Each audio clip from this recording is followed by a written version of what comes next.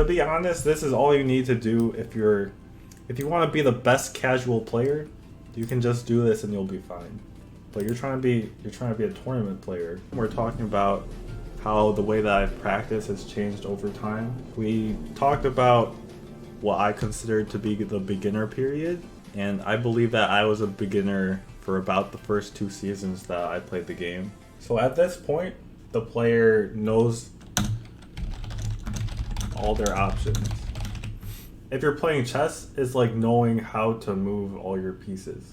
That might be an exaggeration, but I feel like that's a good analogy somewhat. You know your moves, but you don't know how to use them really. So what do? Well, a couple things stay the same. You do all these 3. You still play a lot. You still watch a lot of videos of top players. You still watch your own matches. You can still be gathering information, but you should know a decent amount.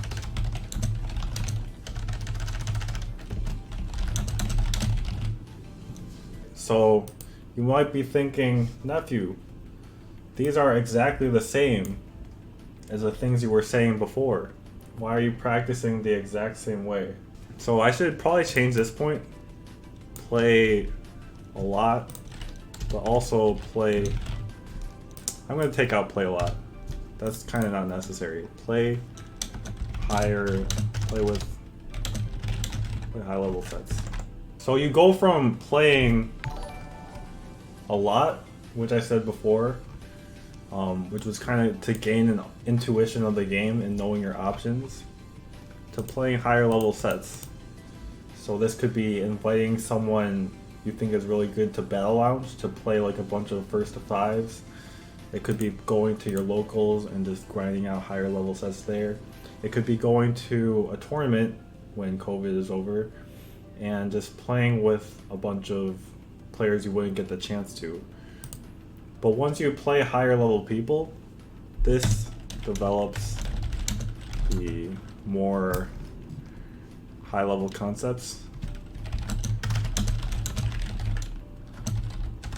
that you now know the basics for. And you can also do things like develop strategies for your character against other characters for certain matchups, things like that. Like when you're a beginner, you might know the options that you have, but you might not have developed a whole strategy. So the thing with playing now is that you're still playing, but your intent has changed. Because you already know your options, you're not just gathering information, but you're trying to put that information together. The other thing with this is that a lot of people don't actually play the game a lot at high levels. I know I've heard an interview of Luffy talking about the way he practices. He says he plays like 3 first to 5 sets a week, and that's it. The rest of his time is spent watching videos. Because at this point, you don't need to continually play to learn your options anymore. You know your options. You're just trying to develop strategies. And this can be done by playing and also by watching videos. Yeah, Infiltration has also said a similar thing.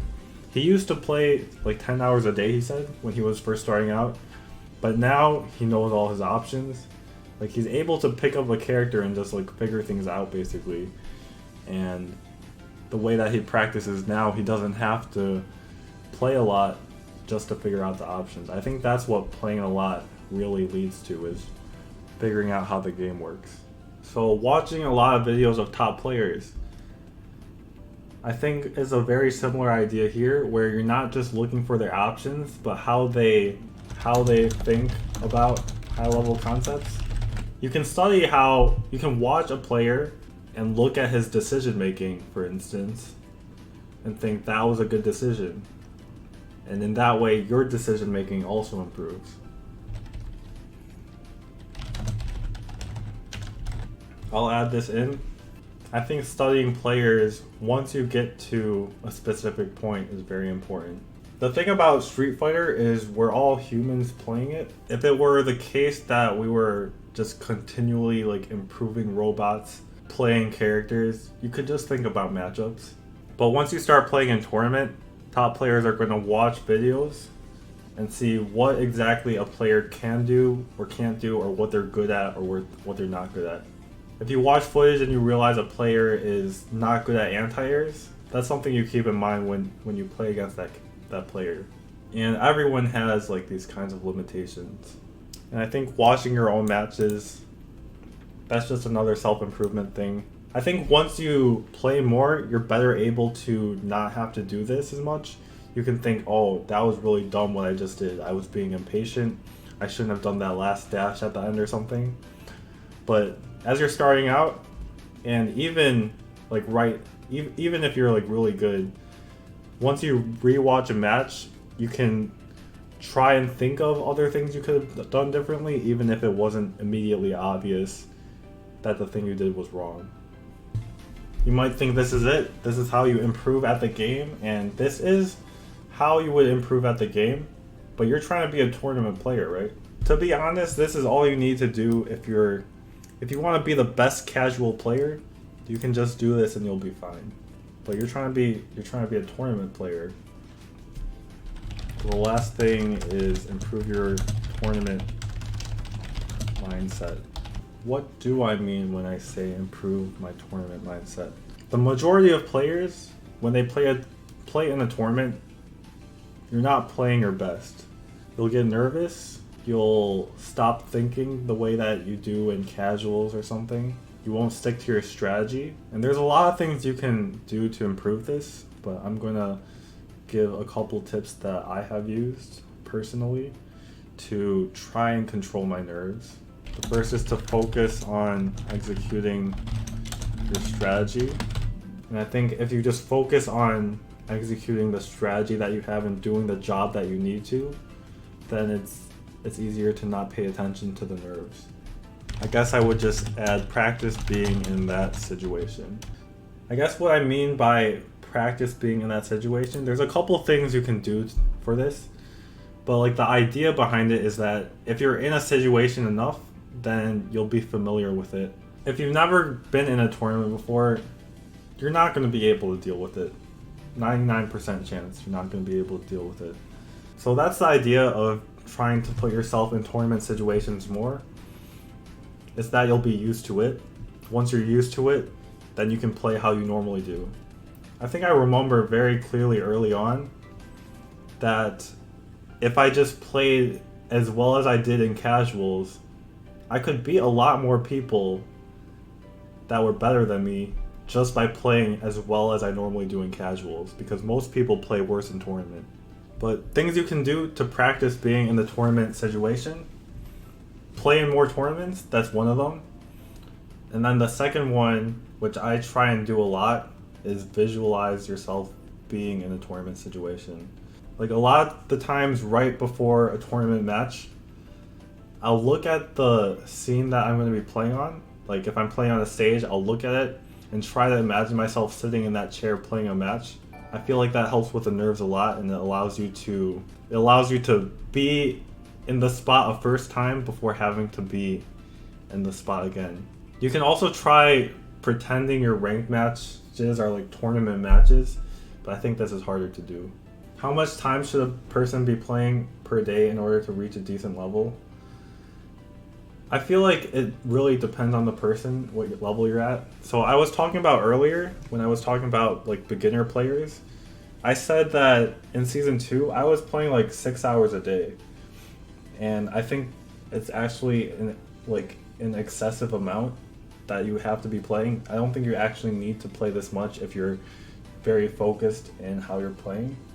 But other players have taken similar paths, and it works out if you just put in an absurd amount of time. Punk said he was practicing 10 hours a day in Street Fighter 4. Well, not practicing, but playing 10 hours a day. Infiltration has also said that he's practiced like similar amounts. But I think once you develop enough game intuition, then you don't actually have to play very much. Like players like Luffy, he said that he only plays 3 first to 5s a week.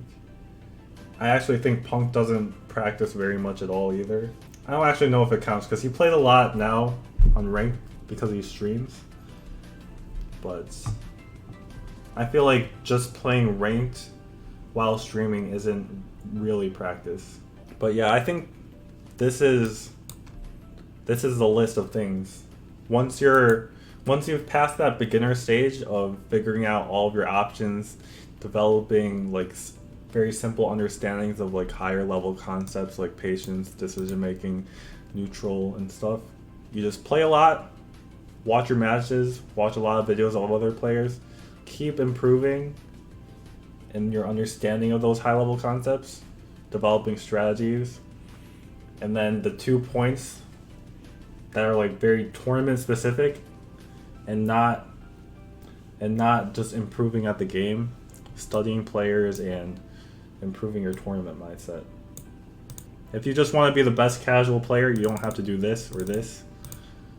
But if you want to win at tournaments, I think a lot of top players will, like, you need to do these things. There's a lot of books out there and resources about sports psychology too that you can look into about doing this. Inner Game of Tennis. I actually bought Inner Game of Tennis and haven't read it yet, so I'm gonna try and prioritize reading that. Happy birthday! What the heck? My birthday's in 2 months. Can I talk about an example strategy? I think what I used to consider a game plan was that I would look at like all of my opponent's moves and figure out all of my counters against them. I would think in this spot of the screen I want to do this thing, stuff like that. But I think it's much better to have a very general game plan that you have.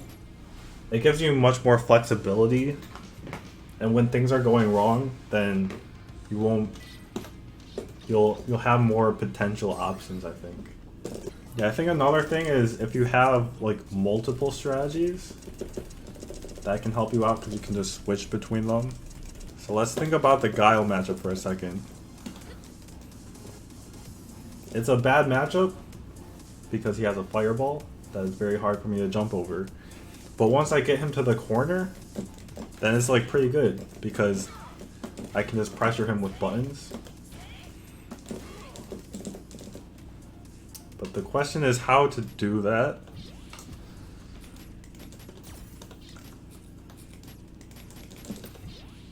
And like my very basic strategy, I want to push him to the corner. So you might think this is too simple. What do you mean, just walk him down? But that includes a lot of things, like prioritizing corner carry than maybe damage, for instance. So let's say I get a target combo, right? My strategy dictates what combo I want to do. If I just want damage, I can do Parabellum. He's not completely in the corner yet. I did a little bit more damage though. But even if he's like here, and I want to prioritize corner carry,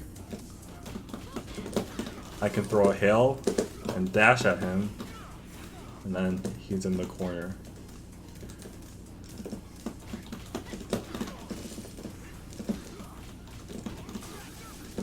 I can also force block strings.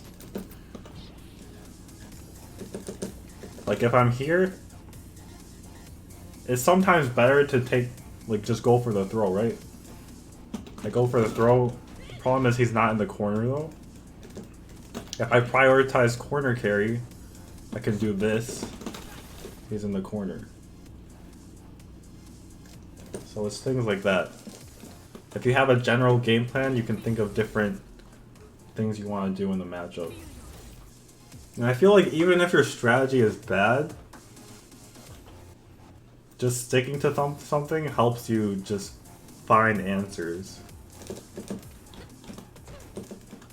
So it's always important to have a strategy.